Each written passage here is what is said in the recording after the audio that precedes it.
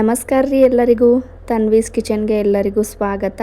ಇವತ್ತಿನ ವಿಡಿಯೋದಾಗ ಒಂದು ಸೀಕ್ರೆಟ್ ಪದಾರ್ಥನ ಉಪಯೋಗಿಸಿ ಈ ರೀತಿ ಸಾಫ್ಟ್ ಆದಂಥ ಪದರಾದಂಥ ಉಪ್ಪಿ ಬರುವಂಥ ಚಪಾತಿನ ಹೆಂಗೆ ಮಾಡೋದು ಅಂಥೇಳಿ ವಿಡಿಯೋನ ತೋರ್ಸಾಕತ್ತೇನೆ ರೀ. ನಾನು ಹೇಳುವಂಥ ಒಂದು ಸೀಕ್ರೆಟ್ ಪದಾರ್ಥನ ಉಪಯೋಗಿಸಿ ನೀವು ಚಪಾತಿ ಮಾಡಿದ್ದ ಆದ್ರೆ ನಿಮ್ಮ ಚಪಾತಿ ಫೇಲ್ ಆಗೋ ಚಾನ್ಸೇ ಇಲ್ಲ. ಪ್ರತಿಯೊಂದು ಚಪಾತಿ ಕೂಡ ಇದೇ ರೀತಿ ಉಬ್ಬಿ ಬರ್ತಾವೆ ಮತ್ತು ಸಾಫ್ಟಾಗಿ ಇರ್ತಾವೆ. ನಾವು ಬೆಳಗ್ಗೆ ಮಾಡಿ ಸಾಯಂಕಾಲದವರೆಗೂ ಆರಾಮಾಗಿ ತಿನ್ಬೋದು. ಬರೀ ಹೆಂಗಿದ್ರೆ ವಿಡಿಯೋನ ಸ್ಟಾರ್ಟ್ ಮಾಡೋಣ. ಈ ಸೂಪರ್ ಆದಂಥ ಸಾಫ್ಟ್ ಆದಂಥ ಚಪಾತಿನ ಹೆಂಗೆ ಮಾಡೋದು ಅಂಥೇಳಿ ವಿಡಿಯೋನ ನೋಡ್ಕೊಂಡು ಬರೋಣಂತ. ಫಸ್ಟ್ ನಾನಿಲ್ಲಿ ಈ ಚಪಾತಿನ ಮಾಡೋಕೆ ಒಂದು ಮಿಕ್ಸಿಂಗ್ ಬೌಲ್ನ ತೊಗೊಂಡೇನಿ ರೀ. ಈ ಮಿಕ್ಸಿಂಗ್ ಬೌಲ್ಗೆ ನಾನು 2 ಕಪ್ನಷ್ಟು ಗೋಧಿ ಹಿಟ್ಟನ್ನ ತೊಗೊಳಕತ್ತೇನೆ. ನೀವು ಗೋಧಿ ಹಿಟ್ಟು ಬದಲಿಗೆ ಮೈದಾ ಹಿಟ್ಟನ್ನು ಯೂಸ್ ಮಾಡ್ಕೊಳ್ಬೋದು, ಇಲ್ಲ ಅಂದ್ರೆ ಅರ್ಧ ಗೋಧಿ ಹಿಟ್ಟು ಅರ್ಧ ಮೈದಾ ಹಿಟ್ಟು ಕೂಡ ಯೂಸ್ ಮಾಡ್ಕೊಳ್ಬೋದು. ಇವಾಗ ಈ ಗೋಧಿ ಹಿಟ್ಟಿಗೆ ನಾನು ರುಚಿಗೆ ತಕ್ಕಷ್ಟು ಉಪ್ಪು ಮತ್ತು 1 ಟೀ ಸ್ಪೂನಷ್ಟು ಎಣ್ಣೆನ ಸೇರಿಸ್ಕೊಂಡು ಸೀಕ್ರೆಟ್ ಪದಾರ್ಥ ಅಂತೇನು ಹೇಳಿದ್ನಲ್ಲ ಅದು ಇದೆ. ಮೊಸರನ್ನ ಸೇರಿಸ್ಕೊಂಡು ನಾವು ಚಪಾತಿನ ಮಾಡೋದ್ರಿಂದ ಚಪಾತಿ ತುಂಬ ಅಂದರೆ ತುಂಬಾ ಸಾಫ್ಟಾಗಿ ಬರ್ತಾವ್ರಿ. 2 ಟೀ ಸ್ಪೂನಷ್ಟು ಹುಳಿ ಇರದಂಥ ಮೊಸರನ್ನ ಸೇರಿಸ್ಕೊಂಡು ಅದಕ್ಕೆ ಸ್ವಲ್ಪ ಸಕ್ಕರೆನ ಸೇರಿಸ್ಕೊಂಡು ಈ ರೀತಿ ನೀಟಾಗಿ ಒಂದು ಸರ್ತಿ ಡ್ರೈ ಮಿಕ್ಸ್ ಮಾಡ್ಕೊಂಡು ಆ ನಂತರ ಇದಕ್ಕೆ ಸ್ವಲ್ಪನೇ ನೀರನ್ನ ಸೇರಿಸ್ಕೊಂಡು ಇದನ್ನು ಚಪಾತಿ ಹಿಟ್ಟು ಯಾವ ಕನ್ಸಿಸ್ಟೆನ್ಸಿ ಒಳಗೆ ಇರ್ತೈತಲ್ಲ ಸೇಮ್ ಅದೇ ರೀತಿ ನಾವು ಕಲಸಿ ಇಡಬೇಕಾಗ್ತೈತಿ. ನೋಡ್ರಿ, ಈ ರೀತಿ ಹಿಟ್ಟನ್ನು ಸ್ವಲ್ಪ ಮಿದುವಾಗಿ ಕಲಿಸಿ ನೆನೆಯೋದಕ್ಕೆ ಇಡಬೇಕಾಗ್ತೈತ್ರಿ.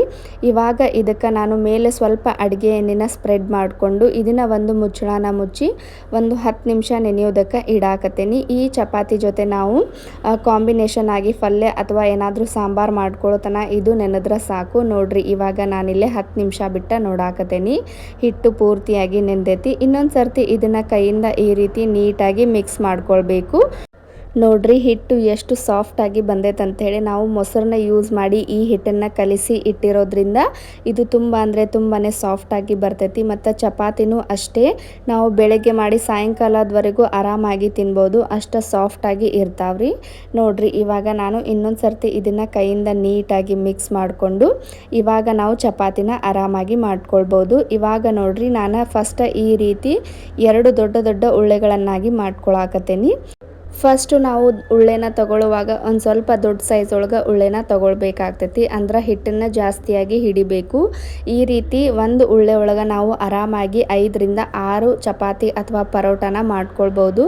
ತುಂಬ ಅಂದರೆ ತುಂಬಾ ಸಾಫ್ಟಾಗಿ ಬರ್ತಾವೆ. ಈ ರೀತಿ ಸ್ವಲ್ಪ ಮೇಲೆ ಕೆಳಗೆ ಒಣ ಗೋಧಿ ಹಿಟ್ಟನ್ನು ಹಚ್ಚಿ ಇದನ್ನು ನಾವು ಚಪಾತಿನ ಯಾವ ರೀತಿ ಲಟ್ಟಿಸ್ತೇವಲ್ಲ ಅದೇ ಸೈಜ್ ಒಳಗೆ ಅದೇ ರೀತಿ ಲಟ್ಟಿಸ್ಕೊಳ್ಬೇಕಾಗ್ತೈತಿ. ಫಸ್ಟು ಒಂದು ಸ್ವಲ್ಪ ಚಪಾತಿಗಿಂತ ದೊಡ್ಡದಾಗೆ ಲಟ್ಟಿಸ್ಕೊಳ್ಬೇಕು, ಯಾಕಂದ್ರೆ ನಾವು ಹಿಟ್ಟನ್ನು ಇಲ್ಲಿ ಜಾಸ್ತಿ ಹಿಡ್ದಿರೋದ್ರಿಂದ ಸ್ವಲ್ಪ ದೊಡ್ಡ ಸೈಜ್ ಒಳಗೆ ಲಟ್ಟಿಸ್ಕೊಳ್ಬೇಕು. ನೋಡ್ರಿ, ಇವಾಗ ನಾನು ಕೂಡ ಇಲ್ಲಿ ಇದನ್ನು ಲಟ್ಟಿಸಿ ತೋರ್ಸಾಕತ್ತೇನೆ. ಇಷ್ಟು ದಿಪ್ಪವಾಗಿ ಇರಬೇಕು, ಅಂದ್ರೆ ಜಾಸ್ತಿ ದಪ್ಪನೂ ಇರಬಾರ್ದು ಜಾಸ್ತಿ ತಿಳುನೂ ಇರಬಾರ್ದು, ಸ್ವಲ್ಪ ಮೀಡಿಯಮ್ ಸೈಜ್ ಒಳಗೆ ಇದನ್ನು ಫಸ್ಟು ಲಟ್ಟಿಸ್ಕೊಳ್ಬೇಕು. ಇದನ್ನು ಲಟ್ಟಿಸ್ಕೊಂಡಾಗಿಂದ ಇದಕ್ಕೆ ಸುತ್ತ ಎಲ್ಲ ನೀಟಾಗಿ ಅಡುಗೆ ಎಣ್ಣೆನ ಅಪ್ಲೈ ಮಾಡಬೇಕು. ಈ ರೀತಿ ಚಪಾತಿ ಸುತ್ತ ಎಲ್ಲ ನೀಟಾಗಿ ಅಡುಗೆ ಎಣ್ಣೆನ ಅಪ್ಲೈ ಮಾಡಿ ಆದ ನಂತರ ಇದಕ್ಕೆ ಮೇಲೆ ಸ್ವಲ್ಪ ಒಣ ಗೋಧಿ ಹಿಟ್ಟನ್ನು ಈ ರೀತಿ ನೀಟಾಗಿ ಸುತ್ತ ಎಲ್ಲ ಸ್ಪ್ರೆಡ್ ಮಾಡ್ಕೊಳ್ಬೇಕು.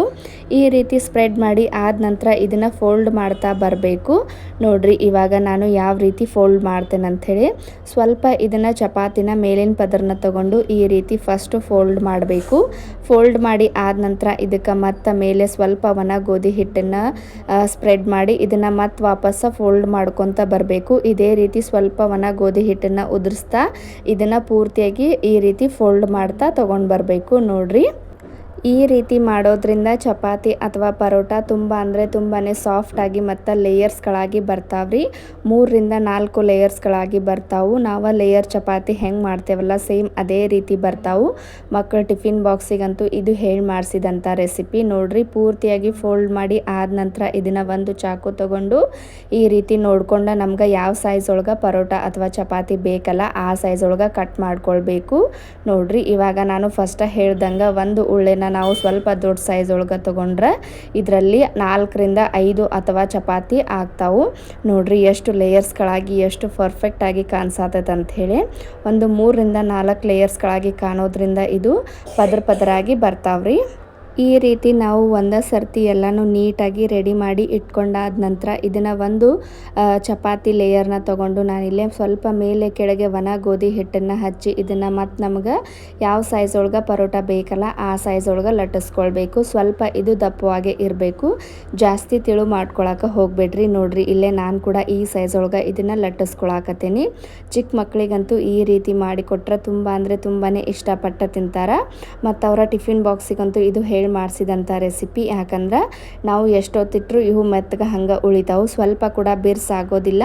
ನೋಡ್ರಿ ಇವಾಗ ನಾನು ಕೂಡ ಇಲ್ಲಿ ಈ ಸೈಜ್ ಒಳಗೆ ಇದನ್ನು ಲಟ್ಸಿ ತೋರ್ಸಾಕತ್ತೇನಿ. ಈ ಪರೋಟ ನಮ್ಗೆ ಸ್ಕ್ವೇರ್ ಶೇಪ್ ಒಳಗೆ ಬೇಡ ಅಂತಂದ್ರೆ ನಾವು ಇವನ್ನ ರೌಂಡ್ ಶೇಪ್ ಒಳಗೂ ಕೂಡ ಲಟ್ಸಿ ಇಟ್ಕೊಳ್ಬೋದು. ಎಷ್ಟು ಸೈಜ್ ಒಳಗೆ ಅಂದ್ರೆ ಎಷ್ಟು ದೊಡ್ಡದಾಗಿ ಬೇಕಾದರೂ ಕೂಡ ನಾವು ಇದನ್ನು ಲಟ್ಸಿ ಇಟ್ಕೊಳ್ಬೋದು. ಚಿಕ್ಕ ಮಕ್ಕಳಿಗೆ ಮಾಡೋದಾದ್ರೆ ಇದೇ ಸೈಜ್ ಒಳಗೆ ಮಾಡಿರಿ. ಸ್ವಲ್ಪ ದೊಡ್ಡವ್ರಿಗೆ ಮಾಡೋದಾದ್ರೆ ಇನ್ನೊಂದು ಸ್ವಲ್ಪ ಹಿಟ್ಟನ್ನು ಜಾಸ್ತಿ ಹಿಡಿದು ದೊಡ್ಡ ಪರೋಟನ ನಾವು ಆರಾಮಾಗಿ ಮಾಡ್ಕೊಳ್ಬೋದು. ಈ ರೀತಿ ನಾವು ಲಟ್ಸಿ ಆಗಿಂದ ಇವನ್ನ ಪೂರ್ತಿ ಉರಿನ ಹೈ ಫ್ಲೇಮ್ನಲ್ಲಿ ಇಟ್ಕೊಂಡು ತವಾನ ಪೂರ್ತಿ ಕಡಕ್ಕಾಗಿ ಕಾದ ನಂತರ ಇವನ್ನ ಬೇಯಿಸ್ಕೊಳ್ಬೇಕಾಗ್ತೈತಿ. ಈ ರೀತಿ ಸ್ವಲ್ಪ ಬೆಂದಿದೆ ಅಂದಾಗ ಇದನ್ನ ಮತ್ತೆ ವಾಪಸ್ ತಿರುವಿ ಹಾಕಿ ನಾವು ಎಣ್ಣೆನ ಅಥವಾ ಬೆಣ್ಣೆನ ಇಲ್ಲ ತುಪ್ಪನ ಅಪ್ಲೈ ಮಾಡ್ಕೊಳ್ಬೋದು. ನೋಡ್ರಿ ಪರೋಟ ಎಷ್ಟು ನೀಟಾಗಿ ಪರ್ಫೆಕ್ಟಾಗಿ ಬಂದೈತೆ ಅಂಥೇಳಿ, ಎಷ್ಟು ಸಾಫ್ಟಾಗಿ ಬರ್ತೈತೆ ಅಂದ್ರೆ ನೀವು ನಂಬಂಗೇ ಇಲ್ಲ. ಇವು ಚಪಾತಿ ಅಥವಾ ಪರೋಟ ಅಂತ ನೀವು ನಂಬಂಗೇ ಇಲ್ಲ, ಅಷ್ಟು ಸಾಫ್ಟಾಗಿ ಬರ್ತಾವ್ರಿ. ಒಂದು ಸರ್ತಿ ನೀವು ಮೊಸರನ್ನ ಯೂಸ್ ಮಾಡಿ ಈ ರೀತಿ ಪರೋಟ ಅಥವಾ ಚಪಾತಿನ ಮಾಡಿ ನೋಡ್ರಿ. ಈ ರೀತಿ ಎರಡೂ ಕಡೆ ಕೂಡ ಸ್ವಲ್ಪ ಕಲರ್ ಚೇಂಜ್ ಆಗೋ ತನಕ ಇದನ್ನು ಬೇಯಿಸ್ಕೊಂಡ್ರೆ ಸೂಪರ್ ಆದಂಥ ಸಾಫ್ಟ್ ಆದಂಥ ಪರೋಟ ರೆಡಿ ಆಗ್ತಾವು.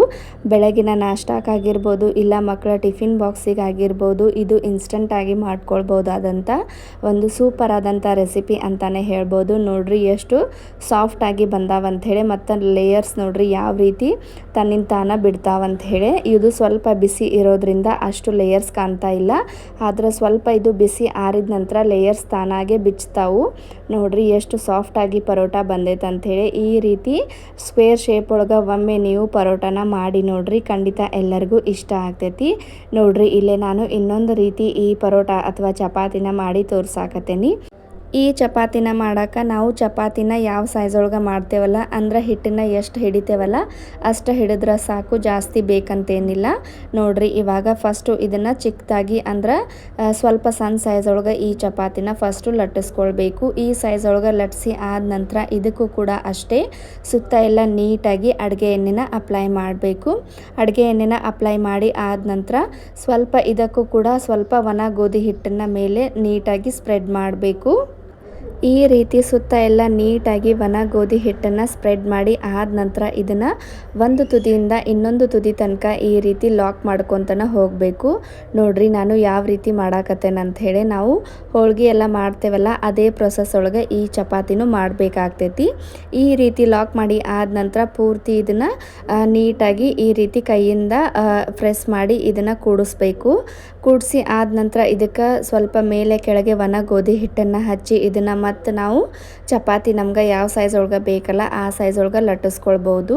ನಮಗೆ ಎಷ್ಟು ತಿಳು ಬೇಕಾದರೂ ನಾವು ಇದನ್ನು ಆರಾಮಾಗಿ ಲಟ್ಟಿಸ್ಕೊಳ್ಬೋದು. ದಪ್ಪವಾಗಿ ಲಟ್ಟಿಸ್ಬೇಕಂತೇನಿಲ್ಲ, ನಾವು ಎಷ್ಟು ತಿಳು ಲಟ್ಟಿಸಿದ್ರೂ ಕೂಡ ಈ ಚಪಾತಿ ಪ್ರತಿಯೊಂದು ಚಪಾತಿನೂ ಉಬ್ಬಿ ಬರ್ತಾವ್ರಿ ನಾವು ಈ ರೀತಿ ಮಾಡೋದ್ರಿಂದ.